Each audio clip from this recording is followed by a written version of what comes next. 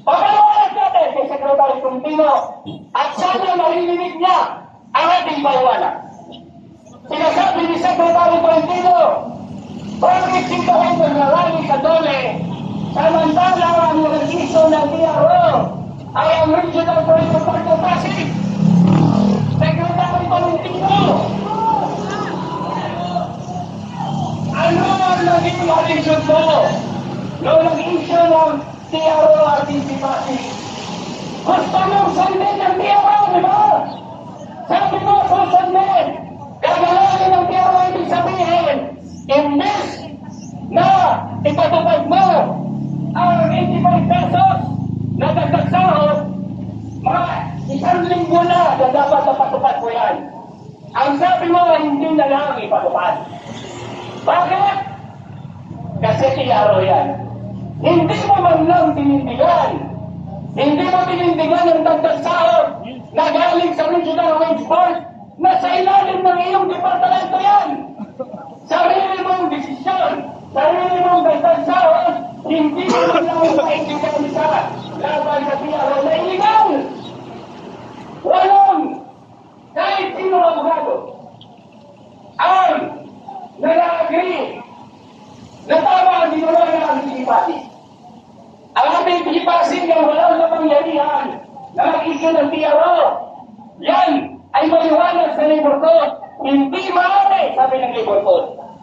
Napapigilan mo ang nagdasahod na pinagkaloob ng Regional Wage Board. Hindi maaari. Ang ginawa ng ating Pasig ay illegal. Noong tinanong si Secretary Tolentino, ako siya pa ang nag-abogado para sa ating Pasig. Kung may nagawang sa pinto, siya pa ang nag-abogado at paliwanag. Kahit illegal yung ginawa ng ating Pasig, tatalima siya at hindi niya ipapatupad ang dagdag sahod. Anong tawag doon? Kung sarili mong desisyon, ikaw mismo, sarili mong desisyon, ang kinikwestiyon sa ating Pasig, illegal yung ginawa ng ating Pasig, tapos sumurrender ka. Hindi mo pinatupad ang dagdag sahod. Anong tawag sa ganung tao? Ano? Bayan ng bangsa, ano?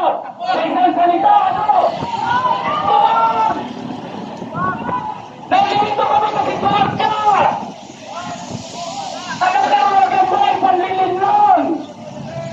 Hindi naman kayo sincero sa dagdag-sahod. Kasi kung bilang pa kayo, kaya bakit nagkukunwari ang administrasyon ni Marcos? Ang kaingo ka ni Marcos. Lahat ng kilos marinos ni Marcos yan. Dahil ikaw ay alter-ego. Bigay-bawi na iskema. Kunwari, bibigay. Pamamayin. Ang paghugas ka lang na hindi naman kami, ha? Hindi naman kami yan. Anticipasing yan. Kung kayo magreklamo. Ikaw ang nagpapasok. Tumalima ka sa illegal na order. Kung tumatalima ka sa illegal na order, kasali ka sa illegalidad. Abogado kang katuriyan. Abogado kang katuriyan. Illegal order. May walang sa labor code. Ikaw ang nagpapatawa sa labor code.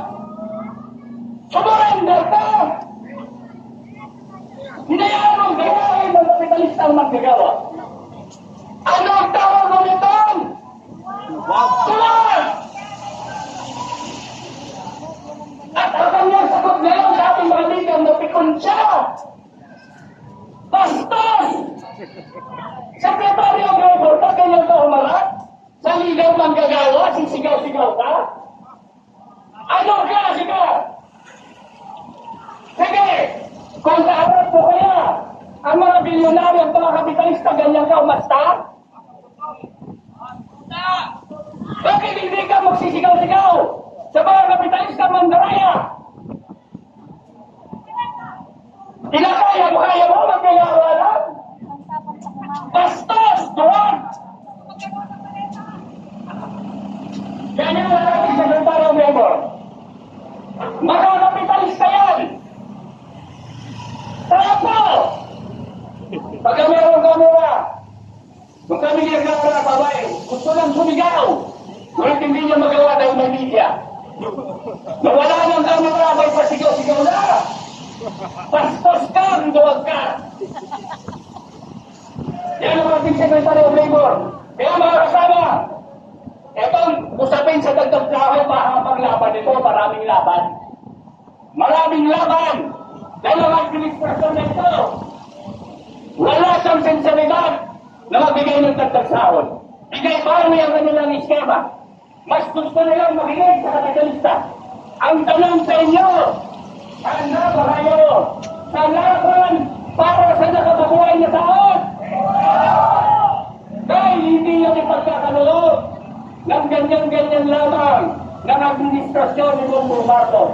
Gusto natin iparinig sa gulong, pikon, arrogante, bastos na Secretary of Labor.